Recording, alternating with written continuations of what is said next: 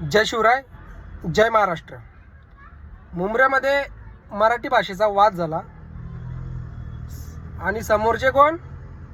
इतर प्रांतीय, हे मुल्ले, दुसऱ्या देशातले, दुसऱ्या राज्यातले, दुसऱ्या देशातले पण आहे त्याच्यात, बांगलादेशी पण 2-3 जण दिसतात त्याच्यात। आणि ते बोलत होते की बाबा हिंदी में बोल, त्या पोराला बोलत होते महाराष्ट्रीयनला, हिंदी में बोल और हिंदी में माफी मांग। तुम्हाला वाद सांगतो काय झाला। फळवाल्याकडे हा मराठी पोरगा गेला, त्याला बोलत होता की बाबा क्या किलो आहे, तो बोलतो 60 रुपये, आणि मराठी पोरगा बोलतो की 50 रुपये में दे।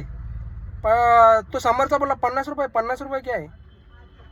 अरे 50 रुपये तेरे को मराठी नहीं आता क्या? तो बोलतो मराठी नहीं आता है। कितना साल हुआ तेरे को मुंब्रा में? तो बोलते 10 साल हो गया। तो महाराष्ट्र में क्या कर रहा है?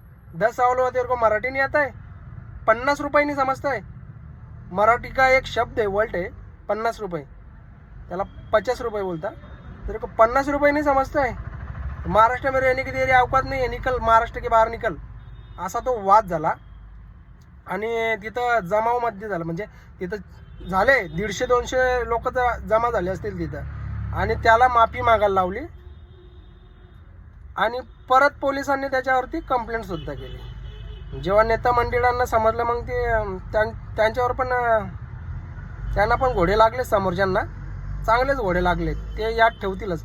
पण असा वाद झाला की मराठी माणसांना तिथं एकत्र व्हावं ही विनंती आहे।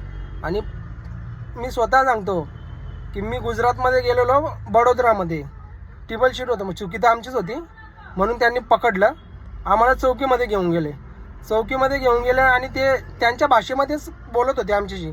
अरे आम्हाला त्यांची भाषा समजत नव्हती, गुजराती भाषा त्यांची बोलत होते की आम्ही हिंदीमध्ये बोलत होते, तरी त्यांनी हिंदी बोलली नाही, पोलिसांनी सुद्धा हिंदी आमच्याशी बोलली नाही, त्यांची भाषा बोलत होते, पण त्यांची भाषा त्यांनी सोडली नाही। म्हणजे त्यांच्या भाषेवरती एवढं गर्व आहे